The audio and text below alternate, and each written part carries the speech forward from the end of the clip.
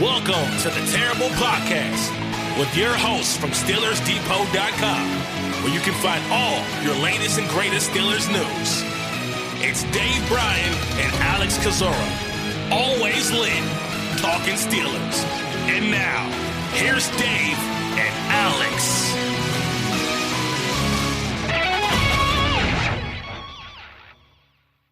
Welcome to the Terrible Podcast, Season 13, Episode 115. He's Dave Bryan. I'm Alex Kozora, SteelersDepot.com. Glad to be back with you guys for this Monday show. Hopefully everyone had a good weekend. Dave Bryan's the birthday boy. Just had the big birthday on Sunday, so if you haven't done so already, be sure to embarrass him and wish him a very happy birthday. Hopefully you had a good one, Dave. Yeah, I did. And there's no truth to the rumor that I got to watch Joe Green play as a rookie. I'm not. Okay. I'm old. I'm not that old. Yeah, nice quiet day. Got to watch a little bit of Buccos there, and got to watch the Maulers game mostly in its entirety, and got to go out to eat and leave the house for a little bit. So another trip around the sun. That one was a painful one for me. I don't want that much pain and those many doctor visits in a trip around the sun. So hopefully this next one won't involve all that. But we got a lot to talk about today.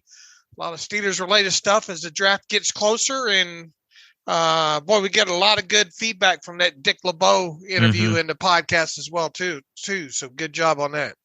Yeah, thank you guys for listening and providing your feedback. We figured you would enjoy it, but it is always good to actually hear that, have some articles written up over the course of the weekend. And today, based on that interview, we'll probably have a couple more going forward. Just a quick heads up, Dave and I will have a YouTube live stream tonight at 7 p.m. Eastern time for an hour, the last one before the NFL draft kicks off. And so that's going to be, probably a pretty busy night for us tonight. And I believe I'll firm up the details for tonight during the live stream, but I believe my part 2 of my Walk the Mock live stream that was so popular the last time we did it will be, we'll say Wednesday night is the Wednesday evening is the date I'm targeting for, but I'll have those details for the live stream tonight. Back to the Pittsburgh Steelers, and I would wager to say, and maybe I'm a prisoner of the moment, but I would wager to say this has been the most consistently busy offseason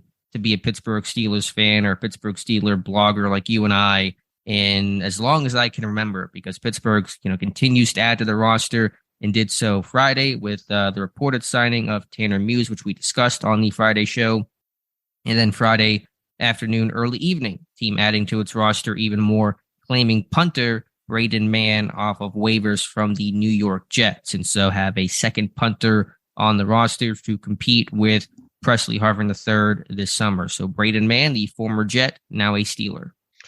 Yeah, and we expected somebody to be in camp this offseason to help push and compete against Presley Harvin III, right? So you got a guy. Look, the Jets fans seem to be pretty damn happy that Braden Mann's no longer part of their team there. So it looks like another, and wasn't there a couple of years ago that they had 2 punters and went with neither one of them right before the season? Talking about the Steelers there, and it'll be interesting to watch this play out. But it looks like barring someone else being, finding an upgrade over those two for a cheap price. And the thing about Braden Mann is you're claiming a contract off waivers. He's in his final year, I think, of his rookie deal, and I think it's $1.01 million. So not a lot of expense involved in that to bring in a guy who has punted quite a bit already in the NFL there. So the biggest surprise, I guess, is that they did it this early. But I guess on the flip side, wasn't Braden Mann, weren't the Jets supposedly trying to trade him or something, and couldn't get any offers on him, and just ended up putting him on waivers, and that's the easiest way to get somebody at a very good price is claim them off waivers that way. So some punter competition that we everybody probably thought was coming. And now you got two guys that have some experience going against each other. Yeah, just the opportunity presenting itself with the waiver claim opportunity. The book on Mann is that he's got a massive leg, had big numbers at Texas A&M, was one of the top punters back in 2020, 6th-round pick of the Jets. And maybe the question's been about a little bit on consistency, more so in terms of out-kicking coverage and hang time and placement and some of the more, I guess, nuanced aspects of it. But big leg punter. Believe he won. Yeah, he was a Ray Guy Award winner back in 2018. So that's two Ray Guy Award winners on this roster, and Harvin and Mann. And so I know Mann also did kickoffs, and that's kind of interesting to me. Is that I just had the thought, and it's all one component of probably several in terms of what led to the waiver claim. But Chris Boswell's been the kickoff specialist for his time in Pittsburgh. Pittsburgh basically always had kickers do that job. And with some of the injuries he's had in 2018 and, last year battling stuff, I can't imagine if you got, hamstring or groin or whatever the issue is, that kicking off is good for your body. And so maybe their thought is Mann could potentially do that, and that would help preserve Boswell if Mann were to win that job. Obviously, that's all way down the line down the road. But the book on Mann says he's got a big leg, just has to be, his net average has never been good, I think, college and in NFL. And so that's been the biggest issue he's had in his career. All right. So, will they have you would think they would have another place kicker in, right? Yeah, I mean, I know that, like I said before, Danny Smith's been at a couple of those pro days that had some top kickers, and BT Potter and Clemson and the Georgia kicker as well. I mean, I don't know if it's going to be the veteran competition the way that it seems to be with Harvin and Mann. They may be a lower level guy, but I'm sure they'll bring in a second kicker just to, again, preserve Boz during the summer. Right. And I think after all this roster, and in fact, I don't think the Steelers have even made the Tanner Muse signing official yet, right? And correct. Neither, and the same goes with the claiming of Mann off waivers, right? So once that happens, I think we will be at 70 players under contract on the 90-man roster.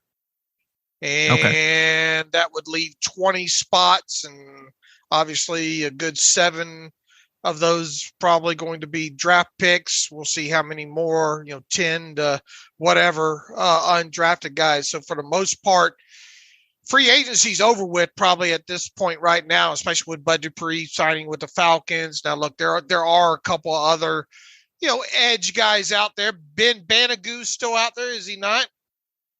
I believe so. I remember he was on my list way back when, former high pick of the Colts. And Yannick Ngakoue, I think, is still unemployed at this time there. So there's two names that you get further into the offseason. Now, Ngakoue has obviously the more impressive resume than Ben Banagou does. But those are two guys that I think the Steelers have, during pre-draft processes several years ago, had some interest in Ngakoue. I think kind of the book on him is more pass rusher than he is run defender at this point. And Banagou just really hasn't, really done much of anything to this date. Overall, I don't think he's had a lot of playing time period since he's come into the league there. But for the most part, it does kind of feel like, and as you would expect with the draft now right around the corner here, that free agency is pretty much over with there.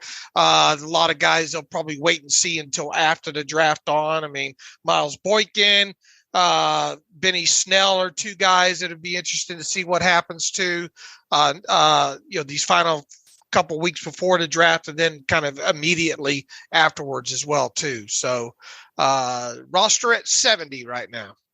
But do you feel like this was my statement hyperbolic in saying this has been the most consistently busy Steelers offseason and that I can remember in recent memory? I think as far as continual kind of like, additions like this, I mean, right. They're still they're still minimal salary guys overall, basically. And when you talk about Muse and Watts and who else has come recently? Fehoko. Probably just the fact that it's kind of spread out maybe a little bit more has made it that way. And, it's kind of rare, I guess, that you see the Steelers claim somebody off waivers at, 2 weeks ahead of the draft happening. I have to go back and check that and all. And then obviously it was a little bit of a surprise, or a lot of surprise, with Jameer Jones going out the door, and still don't know the real reason behind that. But it would lead you to believe that it was, maybe something off the field or him just wanting out or whatever there. But yeah, I mean, look, overall, it's just not mock drafts every day, that we're talking about. And thank God for that. Yeah. But I mean, just the fact that this team has participated in every wave of free agency from, basically wave one with some bigger contracts that, we didn't necessarily expect. And Isaac Seumalo and, Patrick Peterson getting a decent deal for where he's at in his career, to just, the whole way through from those guys to more tier 2 types of, let's say, a Landon Roberts and maybe even a Keanu Neal to some extent, and then to the final wave of the 1 year guys and Watts and Fehoko and Mann coming in. It just you've seen Pittsburgh be active at every single stage, which I'm not sure has happened to this degree before. Real quick, we were talking about the Armon Watts contract the other day and waiting for the numbers to come in on that. That came in over the weekend there. We knew it was going to be a veteran benefit contract. The real question was what was the signing bonus in this? And it ended up being the max of a veteran benefit contract, which is $152,500 in that. So that gives them a little bit of a tie. Obviously, if you had to part ways with him, after training camp or whatnot, it's not going to kill you to have $152,500 in dead money, but it is one of the strongest ties that a guy could get tied to if he's signing a 1 year veteran benefit contract within that. It's the only portion of the contract that's guaranteed there with him overall. And obviously it comes with a little bit of a decrease of a salary cap charge there, because you're dealing with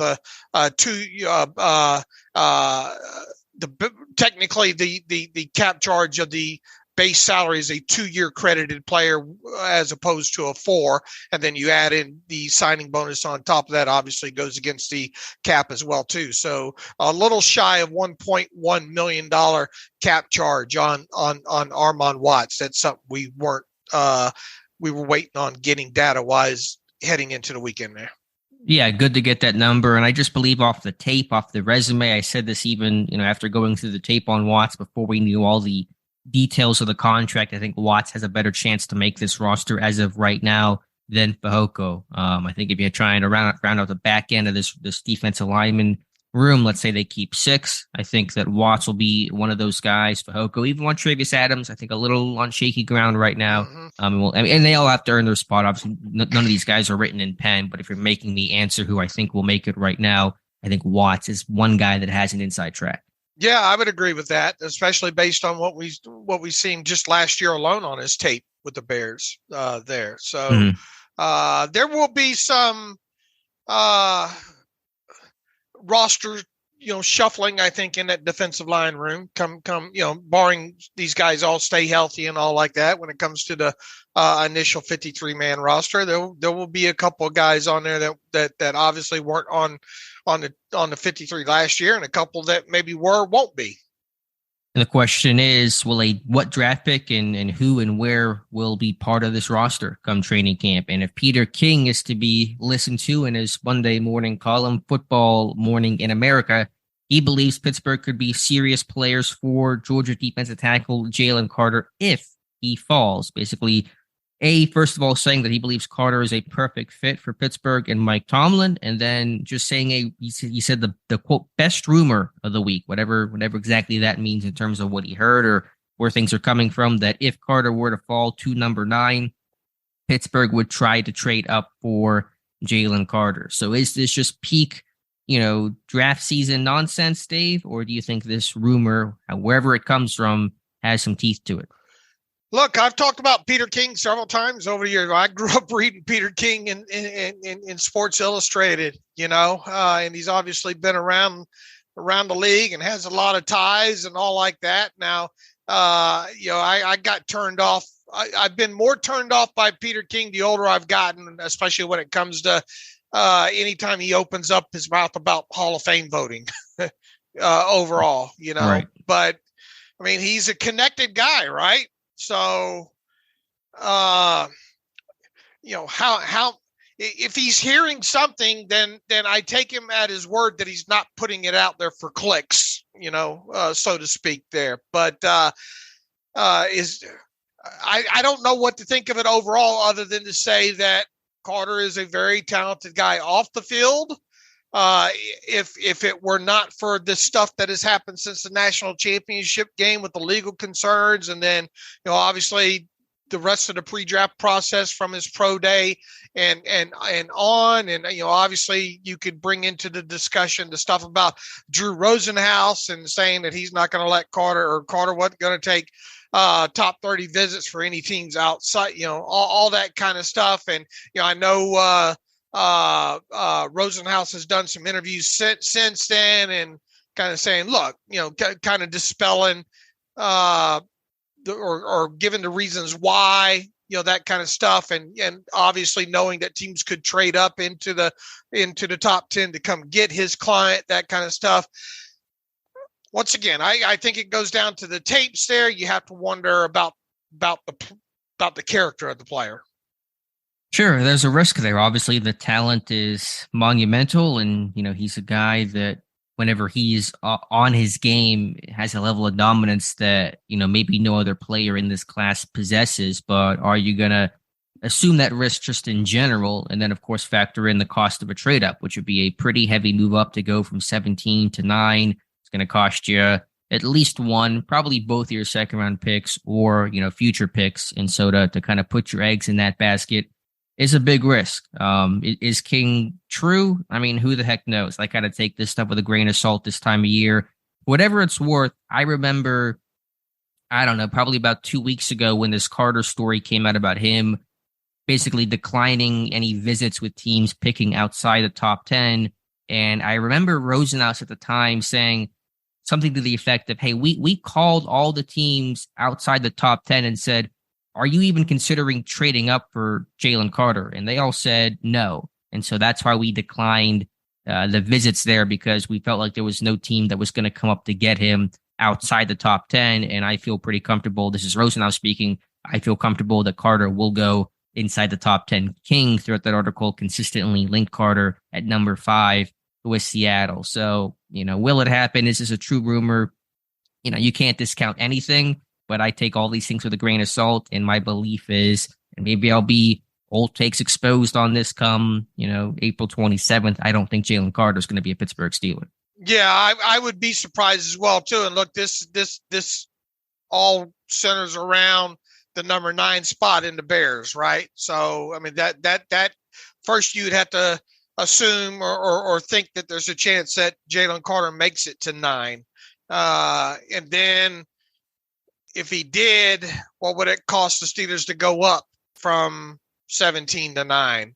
I mean, eight spots is a pretty healthy jump, So, and then do the Steelers are they comfortable enough with Carter to do something like that? So there are a lot of layers to this. And once again, we're asked several times during the offseason, trade spec, will they do that? I don't know. My gut all along, even after the off the field issues surfaced with Jalen Carter, was I just couldn't see him being a Pittsburgh Steeler. So, stranger things have happened. If he didn't make it to 9, especially with that being the Bears, and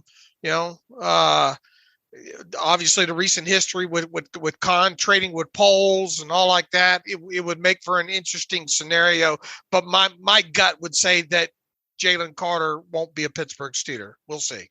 Sure. I mean, with how quarterback heavy this class is, guys like Carter could get pushed down a bit if, say, that 4 of the top 5 picks end up being quarterbacks. It's going to push down, obviously, the non-quarterbacks. So could he get to 9? I mean, it's possible, but, I think he's going to be a top 10 guy. I don't know if Pittsburgh's going to, because you're going to at least have to trade 32, trade value charts, depending on what you want to use and how much you care about those things. I would say you have to probably trade 49 as well to go up from 17 to 9. So, that's a heavy trade there with a lot of other needs to address. I know that there's the mentality of if that's your guy, that's your guy, but do you really want Jalen Carter to be your guy? And look, once again, I won't fault the team for having conviction. Sure. If you have conviction, you have conviction. If that's the guy that you want, then obviously it'd be analyzed through once he is your guy. But I mean, if you have conviction that that's the guy that you want to go get, he's dominant on the field, or has been. So it's a shame that he got caught up all in that other stuff off the field there. That's really, because if we weren't talking about that off the field stuff, I mean, he'd be a slam dunk, you would think, off the board by 9, right? Yeah, we wouldn't even be talking about Carter to Pittsburgh, because we'd be talking about, is he going to be the number 3 pick or number 5 pick? Something like that wouldn't even be in consideration to, near the 10th pick and maybe the 9th pick. So, I mean, again, Pittsburgh, I know that things could be a bit different under Khan and Andy Weidl, but I don't think they're going to be too terribly different from a character standpoint. I mean, Pittsburgh, especially first round, when was the last time they took a first round pick who had any character concerns, like at all? I mean, you really can't think of a name. So that would be pretty atypical of what Pittsburgh does in the draft in general, especially at the top as the face of their class. I mean, just recent names here, and Kenny Pickett and Najee Harris and TJ Watt. I mean, just the squeakiest clean players you can think of. Right.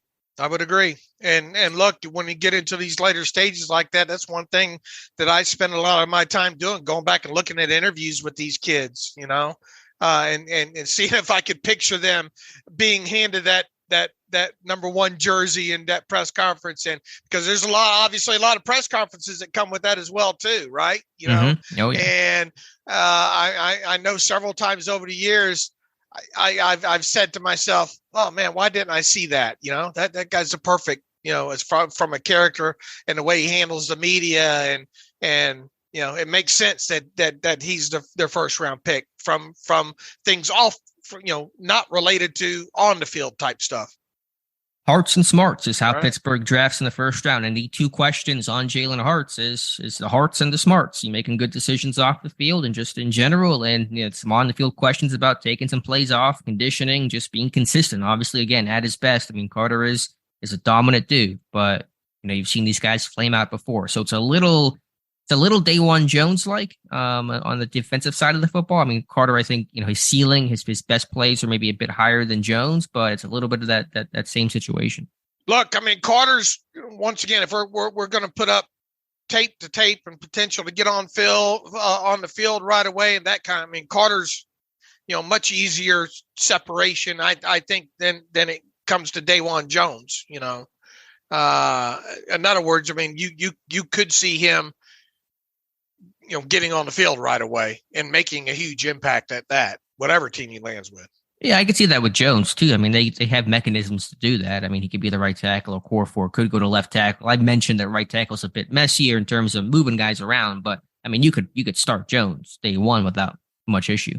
I imagine that's going to be a topic. A lot of people, I mean, you had it up late last night and it's already 100 comments or so, or getting close to that on the site there. I'm sure that will dominate a lot of the talk early in the week here from what Peter King wrote. Yep. One last rumor on surprise names in the first round. This comes from Friday. And again, some of this can be the silly season of the draft, but we'll pass it along here. Aaron Wilson had tweeted, and just kind of casually in a comment about Miami, Florida corner Tyreek Stevenson about Pittsburgh, and called him a viable option to Pittsburgh at 17. Now, Stevenson's been a name that came in for a visit, been on our radar for a while, viewed as in my mind, a day 2 pick. But Aaron Wilson just mentioned, didn't really provide any detail behind it, just in a tweet, but said a viable option at 17. Do you buy that, Dave? It feels rich. It feels really, really, really, really rich. It really does. Now, Ike Taylor was down at that pro day, and I believe put him through the paces there in the DB drills. And Ike Taylor talked about him on his own podcast.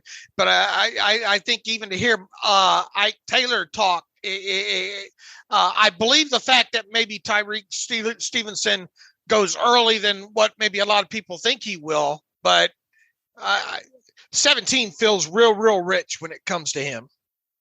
It does. I mean, 32, I think, seems more realistic. I thought maybe he'd be a 49 type of guy. This cornerback class is just so deep and so heavy. If it wasn't as strong, then maybe some of these corners go up some. But I mean, I feel like every cornerback's trying to be connected in the first round. And at some point, some of these guys are going to fall. You can't have, a dozen cornerbacks go in the top 32. It's just not going to happen. So some of these guys will slip a bit. Stevenson is a good scheme fit, though. He loves man coverage. He was a man coverage corner. He literally has said he models his game after Patrick Peterson. He's physical. He's aggressive. By Taylor calling him a dog. So, he checks those boxes, but at 17, that just feels a bit too high, knowing the other corners that are likely or expected or possibly will be there. And I think you have Jason LaConfora and Tony Pauline both really thinking the Steelers really love Deonte Banks out of Maryland. Sure. Another name in connection at 17. And that's a guy that seems to be, the quote unquote riser in the sense of the media catching up to where he's, likely to go. And Banks seems to be a, fairly strong bet to be a solid, a first round pick. And so that's a guy to consider at 17 if we're not talking about a Joey Porter Jr. Would that be another asterisk situation? If Banks was the guy at 17, how many asterisks do we have the potential of handing out here if they wind up being the pick at 17 because of Tomlin and Kahn not at their pro day? However, they would be however commas and not asterisks. Because you even had an article up this morning about the short list of Steelers candidates related to the Blues Clues, as we'd like to have it here. So if Deonte Banks, because of his kind of Mike Tomlin knows the kid, friend of Dino's, and yada yada, was there really a reason to go see that see his pro day? When the kid inside out, you ended up bringing him in, right, for a pre-draft visit, and in other words, how many situations do we have here? And then the Jalen Carter thing would be, however, he wasn't taking visits to teams outside of the top 10, right? It just seems like we have more of those this time around that don't necessarily fit the Blues Clues, every box check, but you could come up with your own reasons why they did not check that certain box. Yeah, there are some of those this year because there are some of the differences when you have Andy Weidl, a first-time assistant GM, and how do you categorize him? I think with Carter, there wouldn't need to be an asterisk because they were at that pro day, Tomlin and Kahn. So that checks that, just fine. With Banks, you could put an asterisk there. I don't know if I would, just because there was no one in attendance that day. Now, you could argue Banks did not do anything at his pro day. He didn't work out. He didn't go through testing. So, why go there if you could just bring him in for a visit? So you could try to, talk about it that way. We'll just have to wait and see who the pick is and take it from there. I like Banks, and I'm sure you do as well. Banks' chances of being the guy at 17 a lot more than I do Tyreek Stevenson. Yeah, I probably do. But at this point, I really don't know how it's going to go. I think this is as tough a first round pick to project in terms of position and player as it has been in, I don't know, since what? It's real murky still in my head because you don't know, you're in that middle ground territory of the middle of the first round there. Who's going to be on the board? Will Joey Porter Jr. still be on the board? Will Deonte Banks? What's his range been? As of late. Yeah, I kind of seen it in that early 20s range, is kind of the number-ish on Banks. So, you would expect him to be there, but the draft could be full of surprises. Right. And with Porter, it's a real coin flip. Right. And you found some very interesting news over the weekend related to another pro day. Yeah, I know the pro days have been done for over 2 weeks now, but we're always kind of getting some last second information. So a hat tip to a Twitter follower who had made mention of this, said that Andy Weidl was at Tennessee. And then that made me go hunting for a photo to try to confirm that. And lo and behold, after a couple of videos on local Tennessee news stations, I found Andy Weidl, who was at that pro day. So we know Pat Meyer was there. We've known that for a while. And now Weidl was there too. Now that was, I believe, just as the league meetings were ending when Tomlin and Kahn were stuck in Arizona, and it seemed like that week Weidl was kind of acting in place of Tomlin and Kahn because he was at that Penn State pro day, now at Tennessee. So, I know that Weidl technically is not going to be a decision maker. That's Tomlin, Kahn, and Art Rooney II. But, for Weidl to be there, and then, of course, for Meyer to be there is certainly notable. It certainly is. And then also the wide receiver, Cedric Tillman, they ended up having him in for a pre-draft visit. And he was the other kind of more notable Tennessee player at that pro day. Yeah, Tennessee had a couple of good prospects with Tillman and, of course, Hendon Hooker, who's not going to be a pick for Pittsburgh, but, he was there. And Jalen Hyatt's going to be probably the first Tennessee wide receiver drafted. There's the linebacker, Jeremy Banks, who has the off-field concerns, but a good player from an on-field standpoint. What's interesting about Darnell Wright is, to my knowledge, no pre-draft visit with him. And I thought because Tomlin, Kahn couldn't be at that pro day, that would be a guy that would make sense to come into the facility. And I know that we don't know for a fact if Wright was or was not brought in, but if the scheduled names that were reported to come in for Pittsburgh all came in, we know the 30. We know the 30 names who came in. And so Darnell Wright is not on that list. And so I have to assume that he did not come in for a pre-draft visit.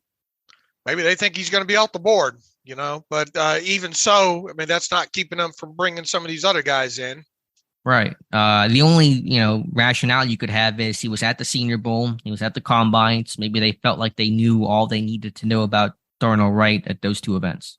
And correct me if I'm wrong, the only really, I guess it depends on what you think. I think we had this conversation the other day about Cody Mock. Do you consider Cody Mock a tackle, or do you just consider him an interior guy?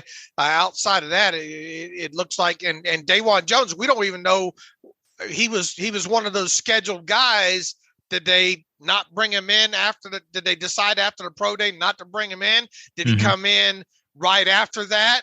And before it could get, anybody could see him and it get reported, and once again, if you don't consider Cody Mock a true tackle, a legitimate tackle candidate, then the Steelers have only been linked to 2 tackles in total, with only one of them coming in Anton Harrison. Yeah, that's a good point. There's not been a lot of interest there from a pre-draft visit standpoint, which is usually one of our clues to the positions Pittsburgh's looking at, the most closely, and that's defensive line and cornerback based off the visits this year, a bit of receiver in the mid rounds as well. So does this reinforce your thought of maybe this team is going to take a tackle later than what people are expecting? Man, I've had myself wondering if they're even going to take a tackle at all as of late, Yeah, I think it'd be crazy to do, but right. It's one of those things to think about. And then what's going to happen at center with the interest in the interior offensive lineman, and for whatever it's worth, and again, take things with grains of salt, but according to Jerry Dulac, team's happy with Mason Cole. And I think that's the right strategy. I'm not trying to replace the guy in this draft. Eventually, he will not be the next great Pittsburgh Steelers center, but not a guy I have to upgrade this year. So, I don't know what to make of that. If they did not take a tackle in the first round, who do you see as the most likely? And they did take one after that. Who would be the most likely one that you would have circled right now? So even at 32 could be an answer? Even at 32 or wherever. Man, it's a tough question. You'd have to kind of turn to Anton Harrison because he was in for the visit, and he's, I think he was a left tackle and is a left tackle. I think that fits a bit easier. Yeah, he'll play a little bit of right, but I think a bit more natural at left tackle, a little less shifting of the musical chairs than a right tackle kind of guy. So, I know he doesn't have the elite size that some of the other guys Pittsburgh's looked at, like Wright, like Dawan Jones have, but, if not him, then I'm not sure what other name.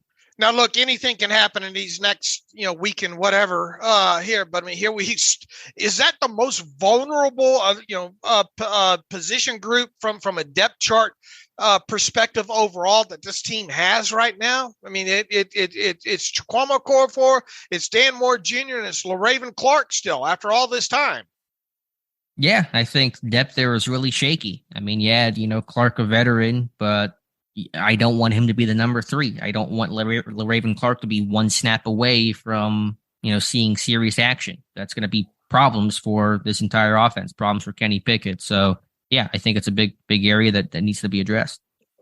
And with them only technically having, once again, it depends on what you think mock is or not, but to only really been linked, and go ahead and link them to Darnell Wright, for obvious reasons there, because with Weidl at the pro day and obviously Meyer being there and all like that. I mean, you're technically only linked to them as far as the pro.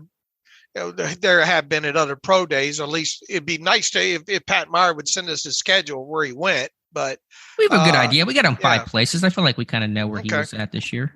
All right. So once again, I just find it weird. I going back, I would have thought there had been more tackles on the pre-draft visit list. Plain and simple. Let's just boil it down that way.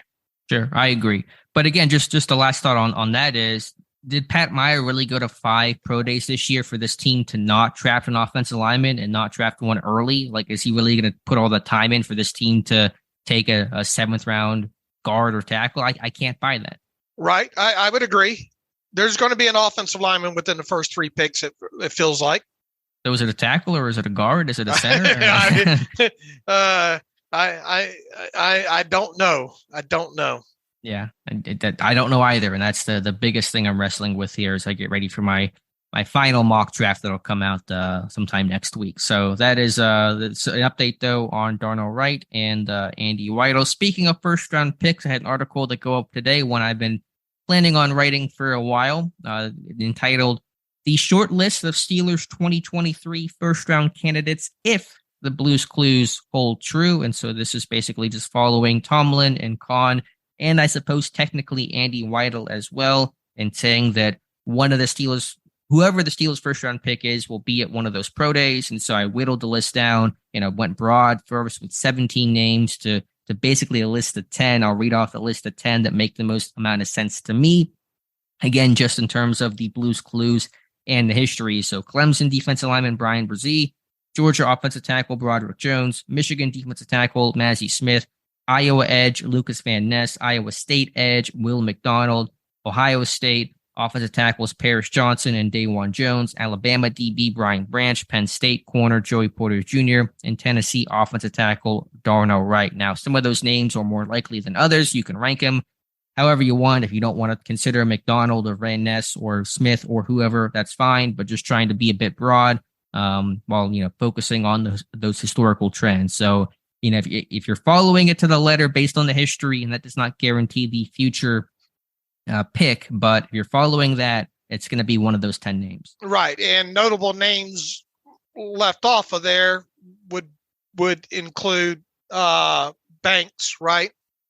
Because of no pro day and right, that kind of stuff. I mean, you could obviously add to this list of thinking, well, if we didn't use the Blues clues, the pro day aspect with Tomlin and Kahn.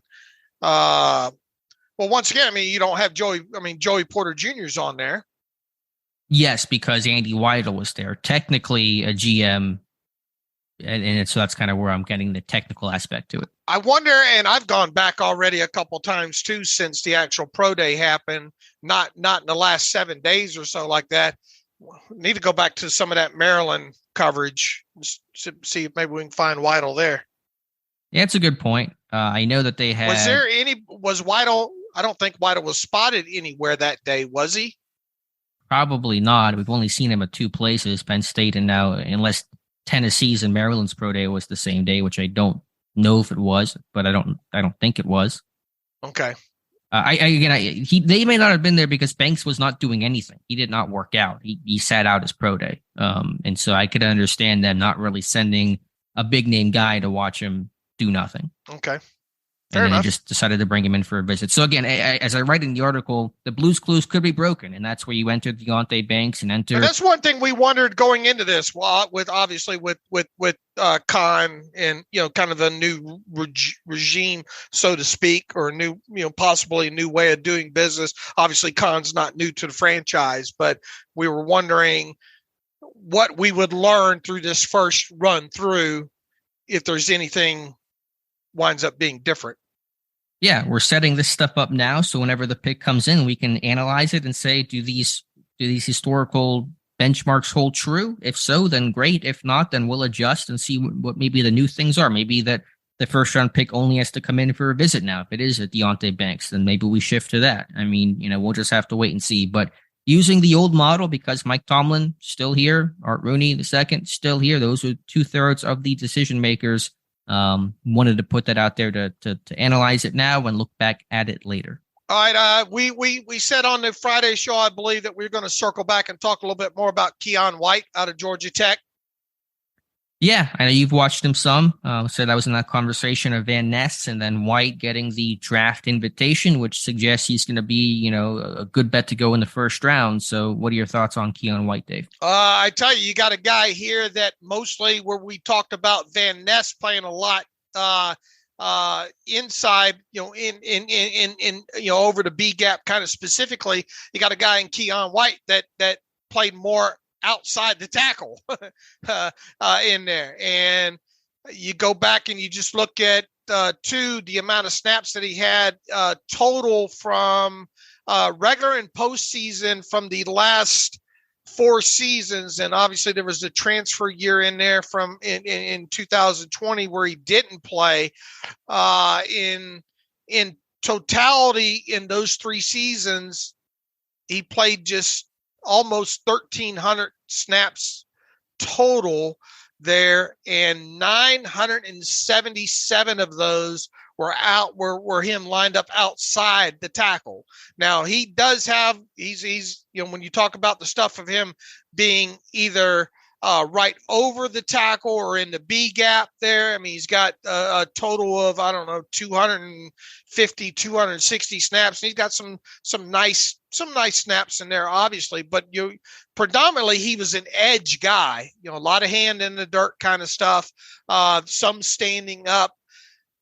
Pass, to me, some of his better tape might even be more inside, to be honest with you. I mean, he seems very limited overall in his pass rush repertoire. He's got it. He's another long arm guy that's got that can use his arms well, just not overly, from what I've seen, overly versed in his pass rush plan or his volume of moves overall.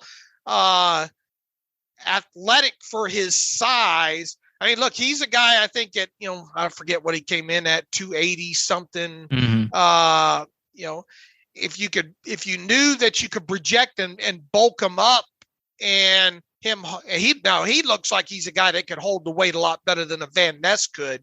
Right. Like A, he could get there, and B, he could hold it a lot better and probably not impact them that much overall. If you could project that, hey, we can get him to this weight, he can hold it, and we want him to be, a 5 tech on in, that kind of guy. But once again, I that would make to me the most sense when it comes to linking him to the Steelers specifically there. But there once again, you go back to a lot of projection on this guy because he did not play that much either A, over the tackle or in the B gap or even further inside. How do you compare him and contrast him with DeMarvin Leal? What differences do you see? What similarities do you see? A guy that I tell you flat, first and foremost, it's easier to project him as a bigger kind of defensive tack, kind of how Cam Hayward is used now. Mm-hmm. It's easier you can see him from a body type aspect only fitting that mold a lot easier than Leal. Okay. But you said from a pass rush plan standpoint, he's still kind of working on things. Yeah, especially when he's used out on the edge, where he was predominantly used at Georgia Tech there.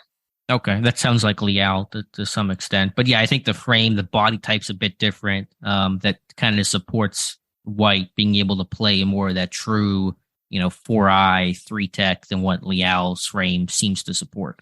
Now, look, there's going to probably be some teams that see him as a 4-3 end, right? But sure. there might be some teams that see him being able to play more inside there. There's a lot there. Like Van Ness, there's a lot of projection with this dude, I think. And he's older too. Is he? Yeah. Yeah, I guess because he was like the Old Dominion transfer, like 5 years in college, right? Right. He's was born in January 20th, 99. So he's already 24 years old, I think. Yeah. And it's really a 1 year production guy, at least at Georgia Tech, right? I mean, he just, had that one kind of big year. Yeah. So, I mean, they're, why did they bring him in? I think just wanted to get to know more about him. I mean, obviously they're not going to draft everybody off their pre-draft visitor list, and some of them are kind of look aheads, kind of situation here.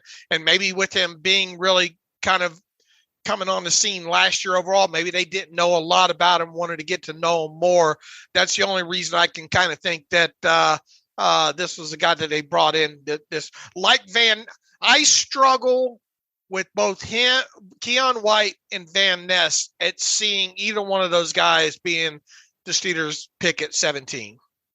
What about 32 if White were to slip into day 2? It feels that still feels a little bit. I mean, if you could tell me what their plan was with him right now, it would make it a lot easier there.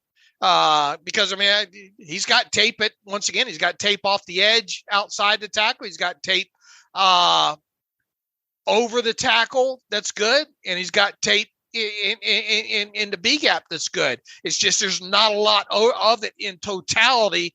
And you'd have to tell me with him kind of being that kind of tweener situation there at 6'5", 285, what's your vision for him, Yeah, I think it would be to bulk up a little bit because he wouldn't have to add a lot of weight. 10 to 15 pounds is all he's going to have to put on. And he's going to be a defensive lineman that has a frame similar to the ideal frame. Ideally 6'5", 334-inch arms is like the prototype type of dude. And so I think just the scarcity of that is intriguing.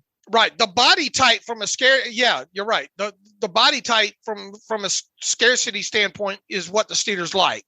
The thing is just not a lot of tape to back it up. Right. But you got to make some compromises and say, either because usually you're picking something, either the guy has the snaps, but not the frame, or the guy has the frame, but not the snaps. And so you're trying to, look at both. I mean, this guy should be at least a top 40 pick. No worse than that. If he's getting the invite to the draft, A, odds are he'll be a first round pick, and B, occasionally, like there's usually one or two guys that become day 2 picks and they go usually within the top 5-10 selections on Friday night. And so, if he's going to be in consideration for Pittsburgh, I agree 17 just feels way too high, and be at 32, he's probably going to be like a late first round pick that goes, I don't know, 27th, 28th overall. I mean, if there's a guy though, and really Van Ness as well too. I mean, if there are two guys that are projected and have been projected for a good portion of the offseason of being slam dunk first rounders, especially maybe top half first round slam dunk guys. If there's two guys that you could potentially see maybe fall out of the first round, I would maybe circle one of those two guys, if not both of them. Okay. But all it takes is one team that loves them, right? Sure. I mean, I think Van Ness he may not make it to Pittsburgh. So I think that seems to be the conventional wisdom right now. One name that I got a little bit of pushback on for not including in that final list, 10 names I rattled off in the first round candidate list, was Myles Murphy, the edge from Clemson. Now he's been, hurt by an injury in this pre-draft process, could not work out at the combine or his pro day, had a private workout in early April. That's a name that could be talked about as well if you want to think about potential, edge prospects. Yeah, I would be surprised if we're talking about an edge for the Steelers at 17 overall. Yeah, unless Will Anderson tumbles or something like that, Right. So just want to mention that. I think it's a fair critique. My gut says, and again, that's my own subjectivity and bias, I just don't see it for Murphy. I don't really see it for Van Ness. I guess I can't discount that. It's probably a higher likelihood than a Murphy or a Will McDonald, but just what I went with when I tried to whittle that list down. I feel you. I think it'll be somebody off that list that that you whittled down there, or a Banks. With Banks, with Banks added to it. Yeah, and again, that's just a list of the old Blues Clues. I just, had the quip in there. What if they go off to college like Steve from Blues Clues, which I don't know if it's a reference that you understand, but a reference that I understand. The Steve from Blues Clues did the show, and then he wanted to exit the show, and so the way that they made it, I guess, kind of canon for the show was Steve was going off to college and Joe would take over Blue's Clues because Steve actually was losing his hair and didn't want to do the show anymore. And so that's the real story there. Steve Burns, great American hero of children's television. All right. What else do we have here, Dave? I think that's kind of the bulk of our conversation today. So anything else you want to talk about? Did we miss anything in here? Did we hit all the points? We are, but I don't think we are actually. We had the interview obviously with Dick LeBeau Friday, but I one comment that I actually kind of missed whenever he was saying it in our conversation, and then people reacted to it after the fact, was LeBeau saying that they had Phillip Rivers as their top quarterback in that 04 class that, of course, famously had Eli Manning, Ben, and Phillip Rivers, and LeBeau telling the story of he was in Ben's camp, but broadly speaking, the front office was all, Team Rivers if he was going to fall to number 11. Yeah, that was, and I think that's got some people up in arms, right? Yeah, I think so. But I mean, Rivers was a great prospect back then, and Ben was a bit more the unknown, smaller school, raw type of guy. Didn't have as much experience, I guess, and so that was kind of the pushback on Ben. If you have to think back all the way back to 04 before Ben was truly Ben. Right. And then there was the whole conversation when it got to Ben and who was the tackle they were thinking? Sean Andrews. Yeah, Sean Andrews and Rooney saying just go ahead and take the quarterback, that kind of aspect of it. So it was interesting to hear that come out of LeBeau's mouth though. Yeah, it was. And I've been going back to old draft, just listening through, and I'm sure it had me thinking about Day-One Jones a little bit in terms of who is his NFL comp? I think people go with Trent Brown quite a bit. It's obviously hard to find names that fit perfectly with such a rare build as Day-One Jones, but that big tackle, how many of those guys have been ultra successful? I was going back to, what year was it? I forget the year, maybe 01, but Leonard Davis, who kind of played more guard than tackle in the NFL, but that was kind of a similar dude. Andrews kind of similar, not quite as large in terms of height, Trey Thomas. So I'm just trying to think back to Day-One Jones and what's his ceiling and what his comp could be. But that's a random thought, but just something I thought about as I was going through some old drafts. All right, we got an interesting series coming up here on the site these next couple of weeks, right? Yeah, Scott Brown doing kind of a questionnaire each day leading up to the draft. They'll drop in the evening around, I believe, 7:00 p.m. Eastern time. And so today's question, what's the first question of the day? The two scenarios of what you would rather have. What's the question that Scott's posing here? Which hypothetical situation you would prefer for the Steelers taking an offensive tackle and defensive lineman with their first two picks and drafting defensive backs, and he's got parentheses here, cornerback and safety, or double dipping at corner. So one of those two options in the third or fourth rounds, or taking a cornerback with their first pick, that being the only selection they use to address the secondary. Okay, so I guess we should save our answers so we don't give them away here. But that's the question. And so there's going to be many that Scott posts, some about this year's draft, about the best receiver versus the value of a nose tackle, and then some historical things like the biggest mistake draft-wise in the Mike Tomlin era and the greatest draft pick of all time, which I feel like is going to have a pretty universal answer across Pittsburgh land. And so what's happening here is Scott has devised all these questions and all, and there'll be about 3 or 4 of us chiming in with paragraph answers in attached to each question in the post, right? Right. So you will see the first one later today and many more, one per day leading up to the draft. All right. All right, Dave, let's get through some reader emails and close out today's show. All right, let me see if I can find what I did with the email machine here. Our Blues Clues, our what's the male song? I won't sing it. God bless y'all, but I won't do that. Sing it. No, I try to even think of the words to it. I forget all the words, honestly. Oh, okay. But just do that in your head for those that know the show. All right, let's see here. I found it. Let's sort it here. Jeff Flowers writes in. Jets, great pod last week with Coach LeBeau. It was gold. One question, one comment / question. Contrary to the comments from a former NFL quarterback, you each have a very strong technical understanding of the game. How did you acquire the technical intelligence? he throws out things. We've said stuff like, I'm not sure he played much in the B gap or 3-tech. He says, your depth is impressive and curious how you obtained all of it. Look, Jeff, it's just watching and learning.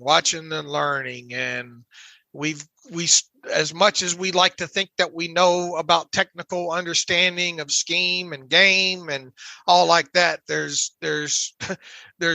still a lot out there to learn. And that's one of the joys about what we do, is that we're constantly trying to learn. We're constantly trying to devour more tape.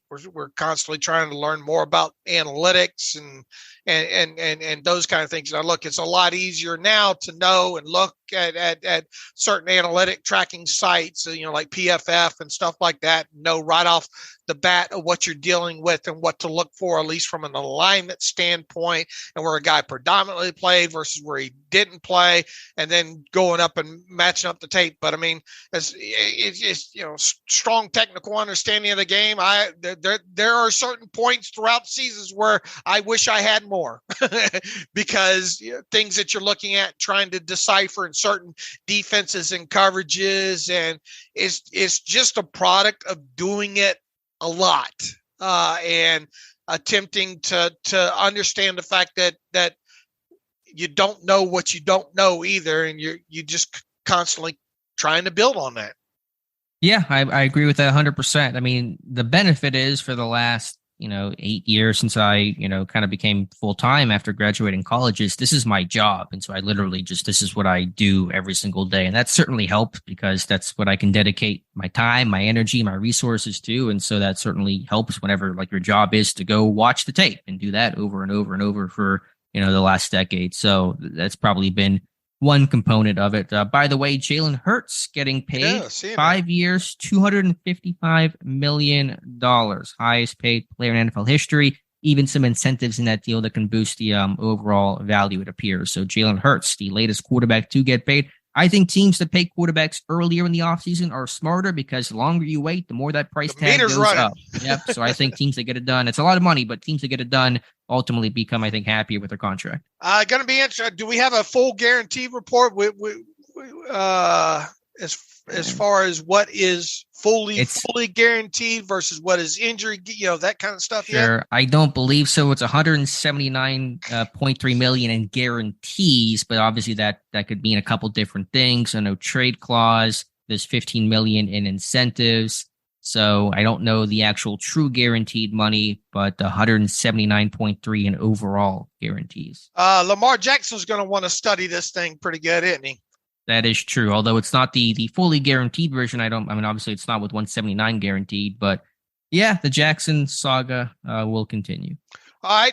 Let's see. Number 2 from Jeff says, thinking back to a commentary on the Bud Dupree deal, are you aware of any research or look back reports at the success rate for the athlete on the 1-year incentive laden proven deal? I am curious if there's a benefit in taking the 1 year with the hope of getting a bigger bite of the apple versus 2 years with some long-term opportunity. We have not gone back to see who's been better at, especially across the NFL landscape, of who's been better taking. I think there's a lot of circumstances that run into that. I mean, obviously, when you get into a situation that Bud Dupree, I can understand, and it'll be interesting to see how it progresses with him and the Falcons and what the Falcons do in the draft and all like that.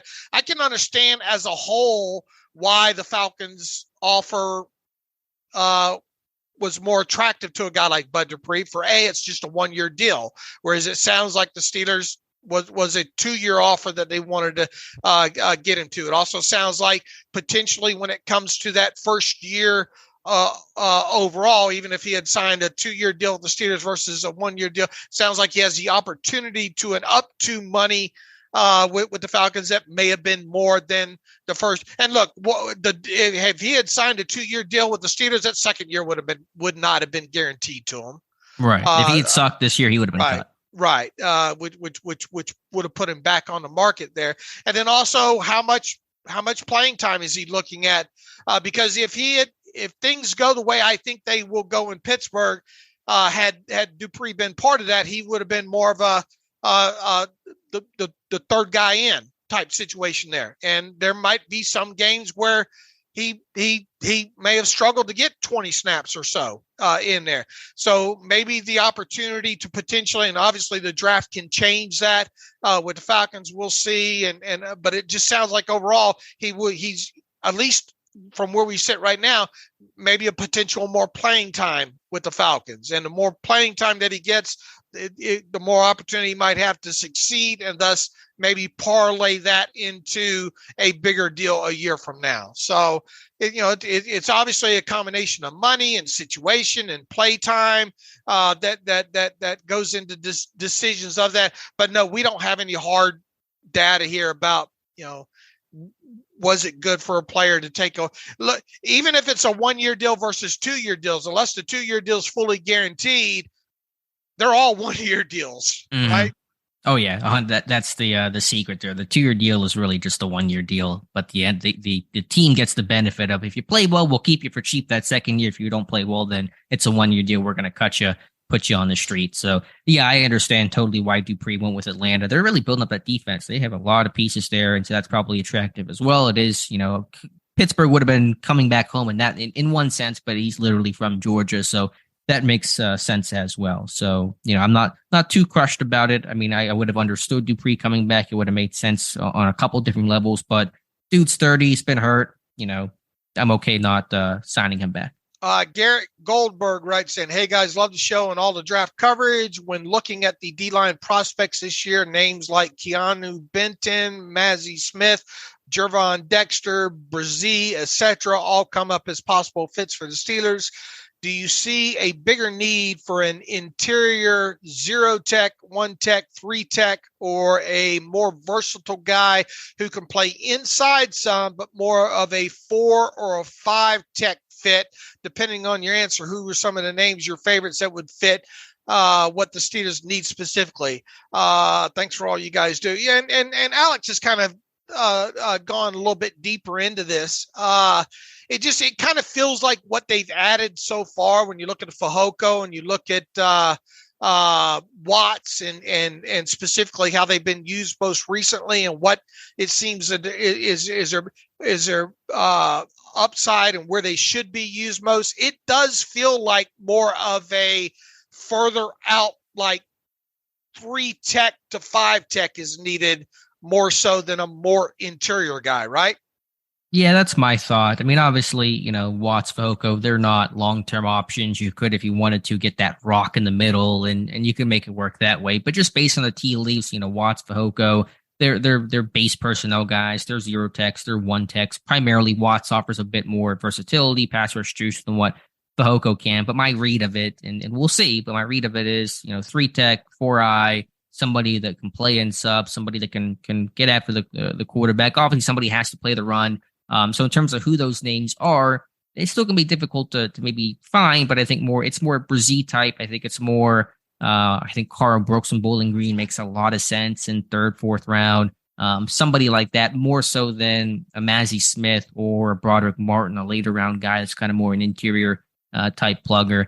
That's how I'm thinking about the D-line position right now. But again, we'll see, because they've shown plenty of interest in a lot of these guys. It feels like, and once again, you use that carefully based on what they've done. It feels like if you're going to spend an early round draft pick on a defensive lineman, it would be a guy that you could get on the field more, at least initially in sub-package situations to get after the quarterback. Yeah, and I'm not talking like a DeMarvin Leal thing where it's a tweener, just somebody that has size and bulk, but just can get after the quarterback more so than, what maybe a Mazi Smith's done, because his production overall was pretty light. He's kind of a bull rusher, collapse the pocket type dude. So, and again, Dexter's got his issues rushing the passer. Brzee's, production's not there. So there's question marks with a lot of those guys, but I just feel like they want somebody that's going to be able to give you something on 3rd and 7. LM writes in, are you eliminating Darnell Wright from consideration at 17? No pro day or visit. Reminds me of Linderbaum last year. A lot of fans wanted him, but you eliminated and was right. I don't know if we've necessarily, and that, look, this was sent in on Saturday, April the the 15th. So obviously, Alex spotting Weidl at the pro day yesterday from going back through some of the tape is came after LM submitted his question here. So here's the thing. I don't know if we were eliminating him more from a Blues Clues aspect more than anything. That's what I think LM is saying. Right. Yeah, right. Again, I'm still a little mixed there because you did have Weidl there, but no visit. This guy took like 20 visits, and Pittsburgh wasn't one of those teams. We got to qualify that. Sure, but again, assuming that all the handful of scheduled names that were never confirmed did come in, those are 30. It's not like we're not sitting at 29 names saying, who's that 30th guy? So, and Wright's never been reported to come into Pittsburgh. Could it have happened? I guess, but it just a little bit awkward. But he's probably going to be. I think some of the recent, betting odds have him as like a mid-round, first-round pick. And so he might be squarely on that radar at 17. All right. Let's see. Someone's named Yahoo writes in, or Tito writes in, with local visits not counting, why not have guys like Dante Stills, Brenton Strange, or Jordan Addison in, or at least more than Porter and Ford Wheaton? It's one of those things too. We don't know necessarily, maybe early in the process that they got all the, let's say, now Penn State, are they? Yeah, they're technically a local team. That's why Joey Porter's was termed a local. Is he, or is it because Porter's from hometown, from the area? Yeah, I'm not entirely sure. I struggle with this because this has changed over the last like 3 or 4 years with what is termed local, and it does. Wasn't Penn State classified as a Eagles local team? I want to say, and I could be wrong. I'm trying because you're right. The rules have changed a bit, and I don't know if it's based off of. It used to be geographical mileage or something like that, and then now I think it's changed schools. it. Yeah, now I think they have technically schools that are assigned as local, and obviously Pitt would be Pittsburgh. To the Steelers, and West Virginia, I know is in that. Wasn't Kent State? I want to say it was like West Virginia, Pitt, and then like either Duquesne or Youngstown State, some small school that really doesn't matter a whole lot. But I don't quote me on that. But yeah, I think it's hometown based on the geographics of where you grew up. And so that's where I think Porter became local. And I guess there's a mileage on that. I don't know exactly what the numbers are. So I don't think an Addison would have been considered local because he's not from the area. He's from Maryland. And then obviously because he's at USC, he wouldn't qualify for that. But to the answer of why not bring in more local guys, probably just a time thing. They're busy people. They can't sit there the entire month of April and visit with local guys that they may not have, super high interest in. So they're just a time management resource thing to consider.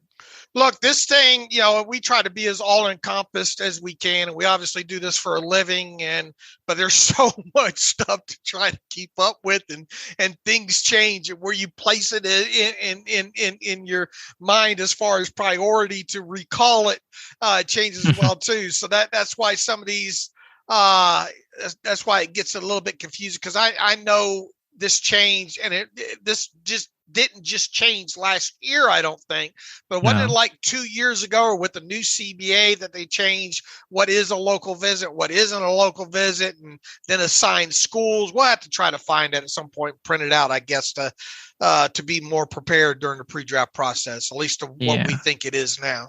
Just hard to. I don't know why it's hard to find this. I remember seeing this information, but now I can't remember where on earth I saw this. It's probably on the site somewhere. Probably, but I don't even know. I'm trying to think what I have to search to come up with that information. So anyway, Steve Novakovic writes in, what the heck happened? Oh, this is a question for Dick LeBeau next time he has. What the heck happened with James Harrison to transform him from a journeyman to a Hall of Famer? Yeah, that's a. Look, Alex and I could have kept Dick LeBeau up until midnight that night had he led us there. With his book I don't think dropping until next summer, maybe we'll have an opportunity to have him on again.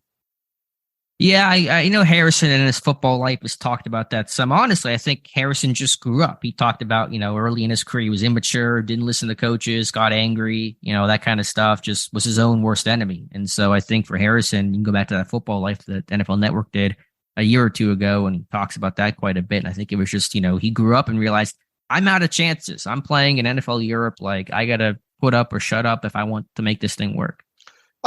One last one here from Xavier writes in, thank you guys for the tremendous offseason content. Nobody is as in tune with the Pittsburgh Steelers than the Steelers Depot team, and that becomes more clear each offseason. Thanks for that, Xavier. He says, I hate mock draft season, but the one thing I do pay attention to is the Vegas odds.